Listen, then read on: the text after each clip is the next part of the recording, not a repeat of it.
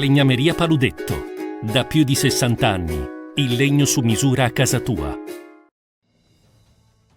TG Plus Sport edizione di Venezia, buonasera. In apertura del nostro notiziario sportivo il calcio. Il presidente del Venezia Football Club Duncan Niederauer ha incontrato oggi la stampa in videoconferenza. Il numero uno del club lagunare ha voluto prima di tutto ringraziare tutte le componenti della società, dopodiché ha risposto alle numerose domande di giornalisti che hanno riguardato innanzitutto la squadra e lo staff che andranno a disputare la massima serie, per la quale Niederauer ha voluto sottolineare che non si ripeteranno gli errori commessi in occasione della scorsa promozione in Serie A. Poi ha parlato delle novità dell'assetto societario, sponsor e brand ambassador, nonché del Penzo e del nuovo stadio. Potete leggere le sue dichiarazioni nel nostro sito notiziaplus.it.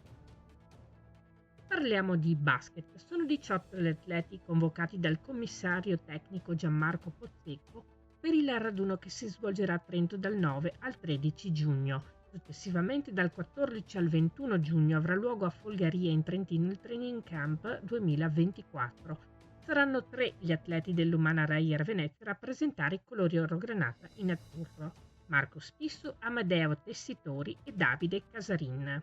2 le amichevoli in programma: domenica 23 giugno alla IT Quotidiano Arena di Trento contro la Georgia e martedì 25 giugno al Win Think Center di Madrid contro la Spagna di coach Sergio Scariolo.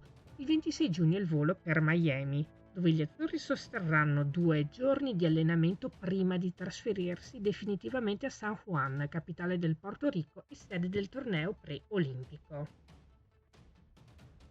Ora il rugby. È Andrea Duodo, il candidato presidente che rappresenterà Rugby 2030 e pronti al cambiamento alle prossime elezioni della FIR, Federazione Italiana Rugby, per il quadriennio 2024-2028. I 2 soggetti politici hanno chiesto disponibilità a Duodo dopo un'attenta valutazione di diversi profili interessanti per il futuro del rugby italiano.